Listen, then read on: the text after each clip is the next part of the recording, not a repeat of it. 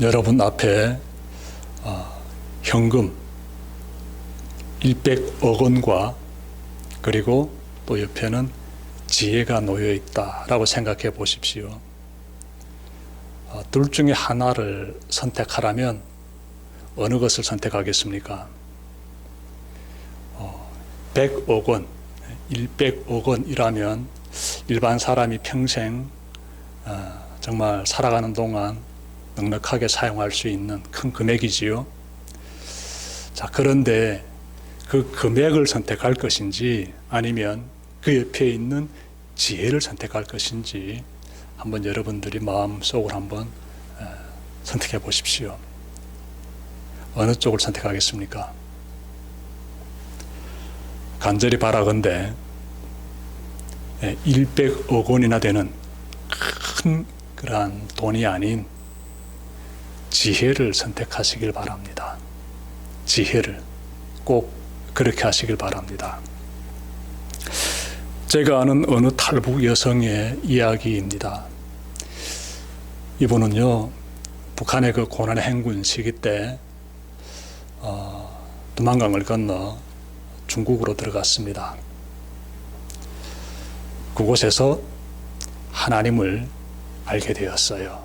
예수님을 구주로 영접했습니다. 이분이 하나님을 믿고 나서 하나님께 간절히 구한 것이 하나 있었습니다. 그것은 지혜였습니다. 지혜. 하나님 저에게 지혜를 주십시오 하고 간절히 기도드렸습니다. 하나님께서 그 기도에 응답해 주셨을까요?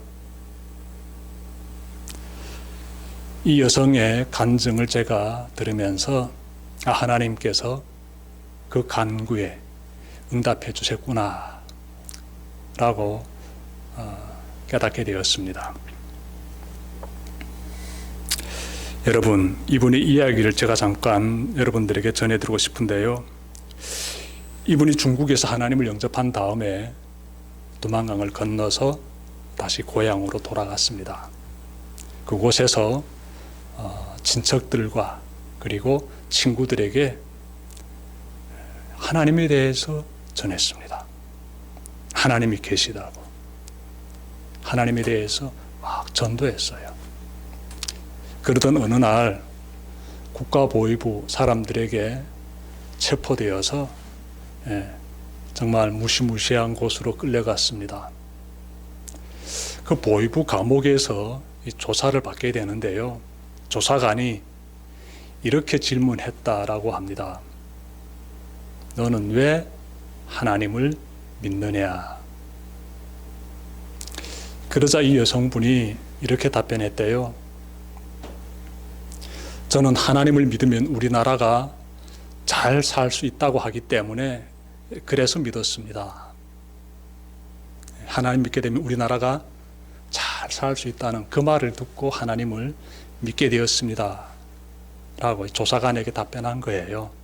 그 말을 들은 조사관이 어이없어 했대요. 기가 찼겠지요. 이 여성이 굉장히 지혜롭게 답변한 것입니다. 여성이 그 보위부 감옥에서 이렇게 1년 가까이 치료받는 그 어려운 시간을 보내게 되는데 그때마다 하나님께서 지혜를 주시면서 지켜주셨으며 정말 꿈과 같이 기적과 같이 감옥에서 풀려나는 그런 일이 터지게 됩니다. 이 여성이 감옥에 끌려갔을 때는 주변 사람들이 다 이제 살아서는 못 나올 것이다 라고 생각했으며 당사자도 내가 이제 공개 처형당하든지 아니면 정치범 관리소로 끌려가겠구나라고 예상했댔습니다. 그런데 지금 풀려난 거예요. 자유의 몸이 된 것입니다. 하나님께서 이 여성과 함께 하시면서 여성의 말, 여성의 행동 가운데 지혜가 정말 넘치게 하신 것이지요. 그래서 하나님의 그 지혜에 힘입어 가지고 감옥에서 풀려났다라고 믿어 의심치 않습니다. 여러분 하나님께 어떤 기도를 드리고 있습니까? 하나님을 믿게 되면 하나님께 이런저런 부분에 대하여서 이렇게 구하게 되지요. 도와달라고, 좀 나에게 채워달라고 기도드리게 되지요. 여러분들이 드리는 기도의 내용들이 지금 어떠합니까? 가장 여러분들이 간절히 구하고 있는 기도의 제목이 무엇입니까? 여러분, 꼭 지혜를 구하십시오. 가장 먼저 구해야 될 것은요, 지혜가 아니겠는가 싶습니다. 세상 살아가는데, 이 믿음의 삶을 살아가는데 절실히 필요한 것이 하나님의 지혜다라고 생각이 듭니다. 여러분들 재물이라든지 건강이라든지 기타 등등 여러 가지 내 삶에 필요한 부분들에 대하여서 하나님께 구할 수 있는데 무엇보다 먼저 지혜를 꼭 구하시기를 바랍니다. 그러면 지혜로운 삶을 살 수 있겠지요. 여러분, 지혜로운 사람을 생각하게 되면 그 반대편에 서 있는 어리석은 사람도 생각할 수 있지요. 지혜로운 사람과 어리석은 사람을 가만히 보게 되면 큰 차이가 나는 것 있습니다. 잠언 4장 23절에서 이렇게 말씀하고 있는데요. 모든 지킬 만한 것 중에 더욱 내 마음을 지키라. 생명의 근원이 이에서 남이라. 마음을 지키라. 그리하면 살 수 있다. 이런 내용이지요. 마음을 지키는 사람이 지혜로운 사람이에요. 마음을 지키는 사람이 지혜로운 사람이에요. 그래서 지혜로운 사람은요, 정말 말과 행동에서 차이가 나게 되지요. 어리석은 사람하고 분명한 차이를 나타내지요. 지혜로운 사람을 보게 되면은 두 가지가 돋보입니다. 그들은 반드시 두 가지를 행합니다. 하나는 무엇인가면요, 그 마음 가운데 무엇이 선이고 또 무엇이 악인지를 정확히 분별합니다. 잘 분별해요. 이러한 분별력을 가지고 있습니다. 무엇이 선이고 무엇이 악인지. 그리고 그들은 두 번째로 선을 행합니다. 악을 행하는 것이 아니라 선을 행합니다. 그 가운데서 지혜가 피어나는 거예요. 여러분들은 어떤 삶을 살고 있습니까? 우리가 선을 선택하고 선을 행하려면 어떻게 해야 되겠습니까? 당연히 하나님의 말씀 가운데 들어가야죠. 하나님은 선이시기 때문에, 하나님은 선하시기 때문에 하나님의 말씀에 대해서 알아야지요. 내 마음에 하나님의 말씀으로 가득 차게 되면은 그 말씀의 법을 통하여서 나는 무엇이 선인지 무엇이 악인지를 분별하게 되고 그 가운데서 나는 선에 거하게 되는 것이지요. 그래서 선에 거하는 사람, 선을 행하는 사람이 지혜로운 사람이다라는 것이에요. 반면에 어리석은 사람은 어떤 사람이겠습니까? 그 마음에 무엇이 없겠습니까? 하나님의 말씀의 법이 없습니다. 하나님의 말씀이 없어요. 그러니 선과 악을 잘 분별할 수 있겠습니까? 하나님이 기준에서 놓고 봤을 때 하나님이 기뻐하시는 그러한 선을 행하기 굉장히 힘들지요. 그러니 자연히 그 사람의 행동에서 지혜로운 모습들이 피어날까요? 어리석은 모습들이 많이 나타나게 되지요. 그래서 우리는요, 지혜로운 사람과 어리석은 사람을 나름 이렇게 하나님의 말씀이 그 속에 있느냐, 하나님의 선하심을 따르고 있느냐, 이런 기준을 가지고 분별할 수가 있습니다. 하나님을 믿는 사람이라면 마땅히 지혜로운 사람이어야지요. 하나님은 지혜자가 되시고 하나님은 선하시기 때문에 하나님을 믿는다라게 되면은 주의 말씀을 따라 살기 때문에 그 사람의 삶에서 이와 같이 멋있는 모습들이 나타나야지요. 그런데 가만히 보게 되면 겉으로는 하나님 믿는다고 하지만 돌아서서는 하나님의 법 없이 살아가는 모습들 종종 있는 것 같습니다. 종종 있는 것 같아요. 자연히 지혜로운 결과물이 아니라 어리석은 결과물들이 나타나게 되지요. 안타까운 사실들입니다. 여러분, 오늘 본문에서 우리는요, 하나님의 지혜로 세상을 아주 멋있게, 하나님 믿는 자답게 살아갔던 한 청년을 마주하게 됩니다. 그는 20대 후반의 청년인데요, 대략 27살에서 28살 정도로 추정됩니다. 이 청년의 이름은 요셉이에요. 제가 지난 수요 기도회 때 그가 애굽의 고위 관료인 보디발의 가사를 돌보는 총무가 되었다라고 전해드렸습니다. 자, 그 정도로 요셉은 지혜로운 사람이었어요. 하나님을 믿는 사람, 그 요셉, 하나님의 말씀의 법을 따르는 그 사람, 요셉은 지혜로운 사람이었지요.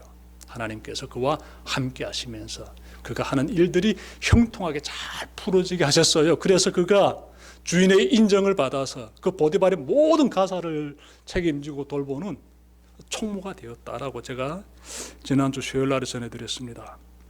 그는요, 하나님의 지혜 가운데서 늘 선을 따라서 행했습니다. 하나님께서는 그 가운데 역사하셨지요. 네. 자, 그러던 어느 날 요셉에게 큰 시련이 닥쳐왔습니다. 사건의 발단은 주인의 아내였어요. 이 보디발의 아내가 사건의 발단입니다. 그녀는 날마다 요셉에게 추파를 던집니다. 나와 동침하자고 추파를 던집니다. 그녀의 유혹에 요셉은 이렇게 말했습니다. 제가 말씀 찾아 읽겠습니다. 내 주인이 집안의 모든 소유를 간섭하지 아니하고 다 내 손에 위탁하였으니 이 집에는 나보다 큰 이가 없으며 주인이 아무것도 내게 금하지 아니하였어도 금한 것은 당신뿐이니 당신은 그의 아내임이라. 그런즉 내가 어찌 이 큰 악을 행하여 하나님께 죄를 지으리까. 요셉이 자신에게 추파를 던지는 그 여성, 나와 동침하자고 유혹하는 그 보디발의 아내에게 한 말을 보니까 어떤 부분이 발견됩니까? 여러분, 요셉이 가지고 있는 선과 악의 기준이 나오지요. 선과 악의 기준. 그는 내가 주인의 아내와 동침하는 것은 하나님 앞에서 죄를 짓는 것이다 라고 명확하게 말합니다. 무엇이 선이고 무엇이 악인지 명확하게 말하고 있어요. 하나님 앞에서 죄를 짓는 것 무엇인지 말하고 있습니다. 그는 하나님의 법의 기준에 따라 선과 악을 분별했을 뿐만 아니라 지키고 있습니다. 말만 하는 것이 아니라 행동하고 있습니다. 10절을 보니 그는요, 여인의 유혹에 귀를 딱 닫고 그리고 가까이 가지 않습니다. 가까이 가지 않아요. 요셉은 죄의 유혹이 밀려올 때마다 어떻게 해야 하는지를 우리에게 지금 보여주고 있습니다. 여러분은 죄의 유혹이 밀려올 때 요셉처럼 행하고 있습니까? 요셉처럼 죄의 유혹에 귀를 딱 닫고 죄를 저지를 법한 그러한 환경 가운데로 찾아가지 않고 피하고 있습니까? 혹시 죄의 유혹이 있는 곳으로 찾아가고 있지는 않습니까? 하나님을 믿는다면 가지 말아야 할 곳과 가야 할 곳을 분명히 해야 합니다. 분명히 해야 해요. 몇 가지 예만 들어봅시다. 하나님을 믿는다고 하면서 술집에 찾아가면 될까요? 안 되지요. 하나님을 믿는다고 하면서 도박장 찾아다니면 될까요?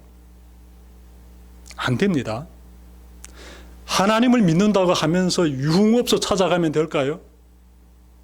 안 됩니다. 말도 안 되지요. 하나님을 믿는다고 하면서 점집들, 무당들 찾아가면 될까요? 안 됩니다. 말도 안 되는 얘기들이지요. 그런데 찾아다니는 사람들,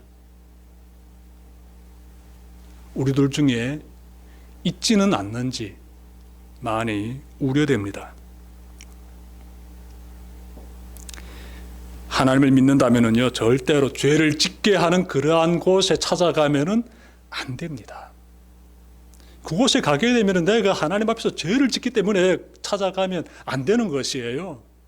가야 될 곳과 가지 말아야 될 곳을 명확히 구분하고 살아가는 사람이, 그 사람이 지혜로운 사람이고요. 하나님이 원하시는 그러한 곳을 향해서 걸어가는 사람이 참으로 하나님을 믿는 사람이에요. 정말 지혜로운 사람이지요. 요셉이 이처럼 죄의 유혹을 단호히 물리치자 보디발의 아내가 물러섭니까? 아닙니다. 포기하지 않습니다. 호시탐탐 요셉을 넘어뜨릴 기회를 엿봅니다. 그러던 어느 날 요셉이 맡은 일을 하려고 집에 들어갔는데 방에 보디발의 아내 혼자 딱 있는 거예요. 그녀는 이때를 기회로 삼아 요셉의 옷을 붙잡고 또다시 나와 동침하자고 합니다. 요셉은 그녀를 뿌리치려고 하니 겉옷을 얼마나 꽉 잡고 있는지 도무지 뿌리칠 수가 없었어요. 그래서 겉옷을 벗어버리고 뛰쳐나왔습니다. 그러자 보디발의 아내가 분노해합니다. 그녀는 요셉이 자기를 희롱하려고 했다며 소리를 질렀습니다. 그녀는요, 남편이 돌아오자 요셉의 겉옷을 보여주며 당신이 데려온 그 히브리 종이 나를 희롱하려고 했다며 거짓말을 쏟아냈습니다. 거짓말을. 이 말을 들은 보디발은요, 매우 분노해하며 요셉을 왕의 죄수들이 갇혀있는 그 감옥에 집어넣습니다. 억울한 누명을 쓰고 철창에 갇힌 요셉을 보십시오, 여러분.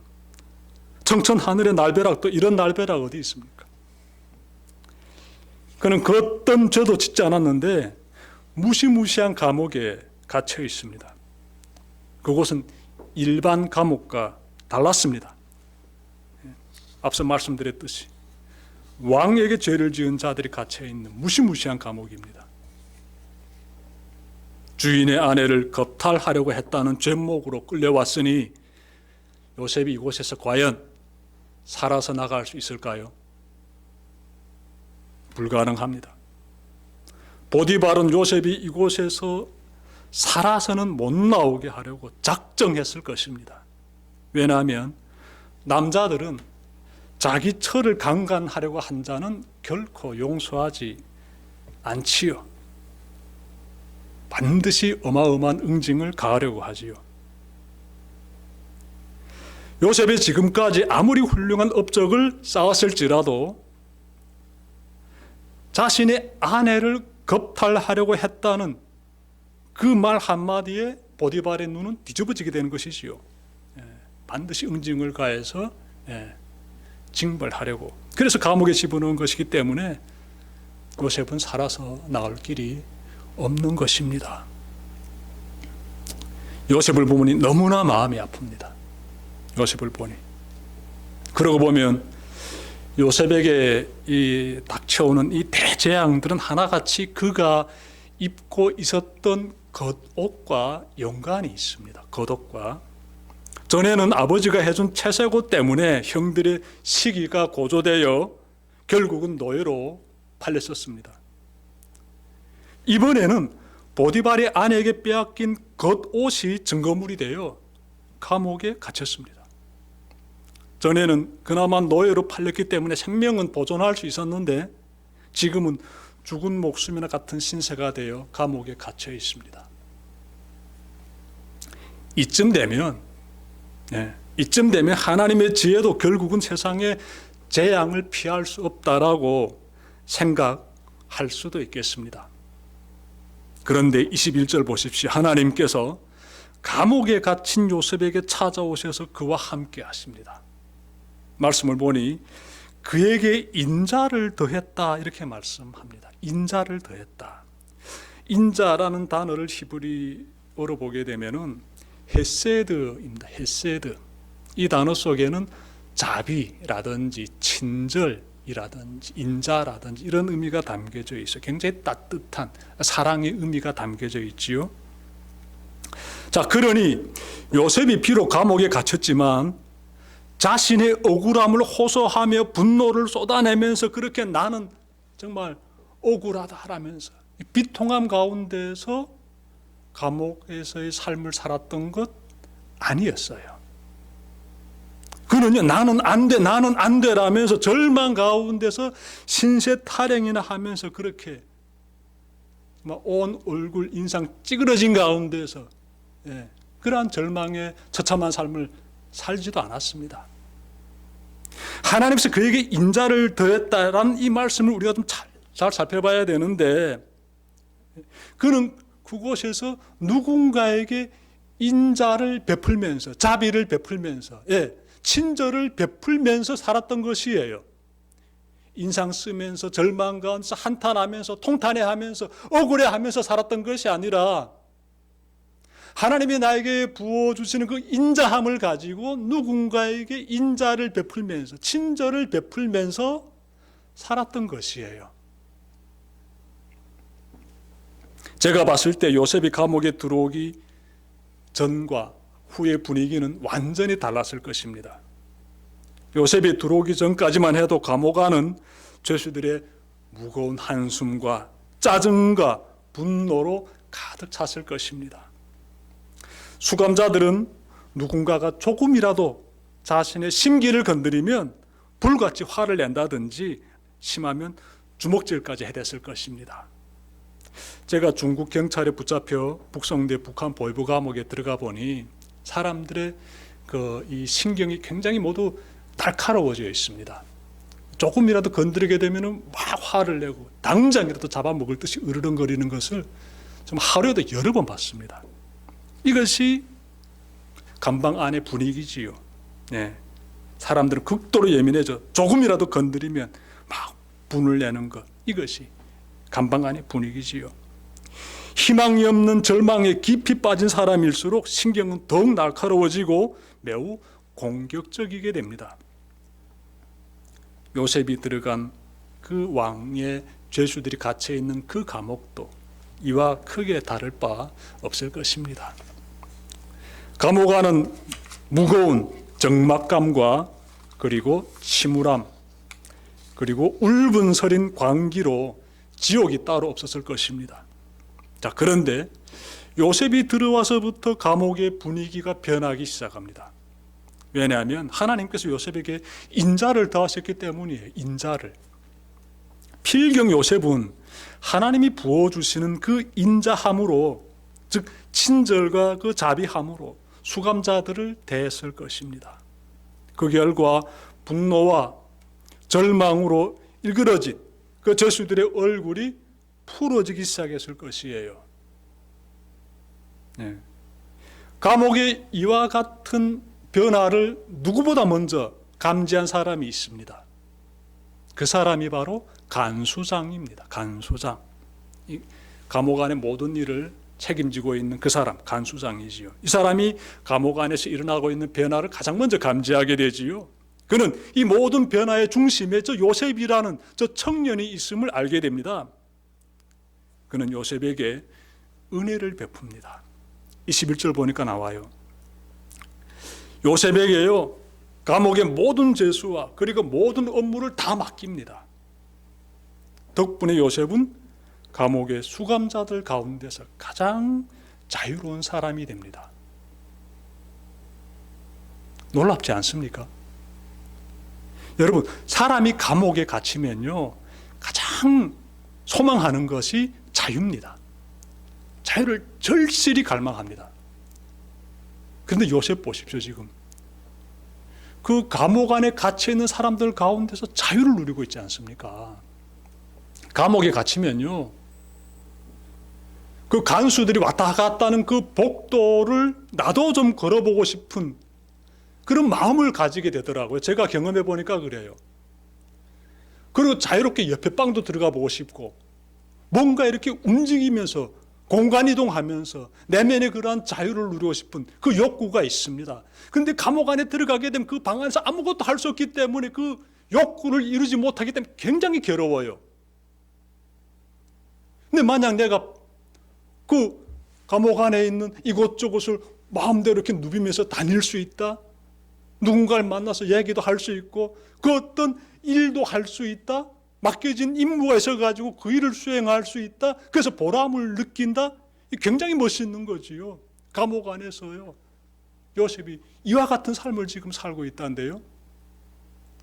하나님께서 인자한 그 마음을 부어주셔서 요셉이 그 가운데서 사람들에게 보살펴주고 친절을 베푸는 삶을 살아가게 되고 그 삶을 보면서 사람들이 변화되게 되자 간수장이 감동받게 되고 간수장이 요셉을 특별히 총애해가지고 모든 일을 맡기면서 그에게 나름의 자유를 준 것이에요. 얼마나 멋있습니까? 놀라운 변화지요. 놀라운 변화. 여러분, 더 중요한 것은요 따로 있습니다. 지옥과도 같은 그곳에서 요셉은 이곳에 찾아오시는 하나님을 경험하게 되지요. 이곳에 찾아오셔서 함께 하시는 하나님,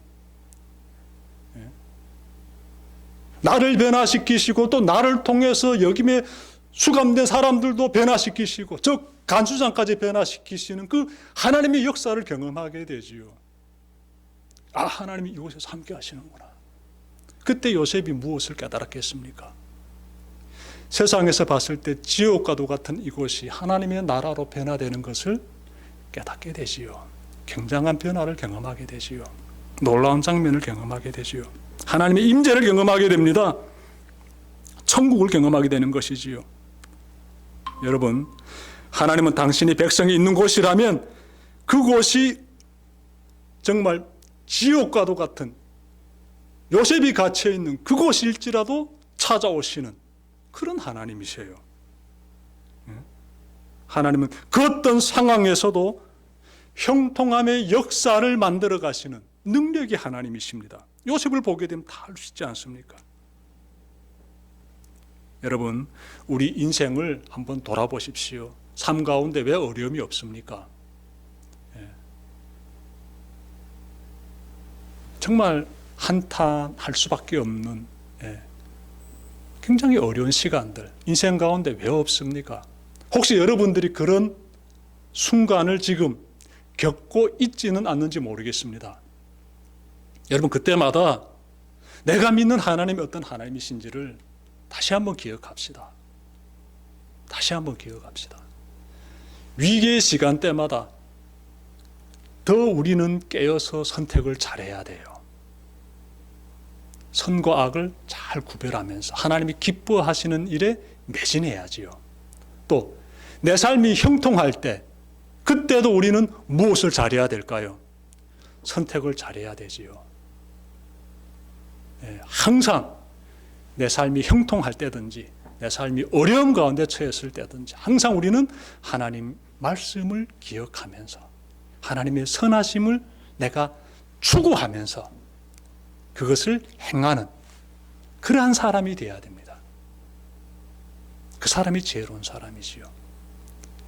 어떤 시련 가운데 처했을지라도 하나님은 그 사람에게 찾아오셔서 그 사람과 함께 하시면서 그 사람을 구원해 주시지요. 저 요셉을 구원해 주시듯이 그 인생 가운데 찾아오셔서 하나님이 되심을, 능력이 하나님이심을, 너와 함께하고 있는 하나님이심을 꼭 깨달아 알게 해주십니다. 그분이 우리가 믿는 하나님이세요. 말씀 마치려고 합니다. 오늘 말씀 통해서 우리는 어떤 선택을 하고 있는지 다시 한번 돌아봅시다. 정말 하나님 안에서 지혜로운 선택, 올바른 선택, 선을 추구하는 그 아름다운 선택을 하면서 살고 있는지 아니면 그 반대의 삶을 살고 있지는 않는지 살펴보면서 하나님 안에 거하는 삶, 저 요셉처럼 하나님을 의지하면서 걸어가는 삶, 모두 여러분들께서 살아가는 그런 남은 한 주가 되시기를 주님의 이름으로 축원합니다. 기도드립시다.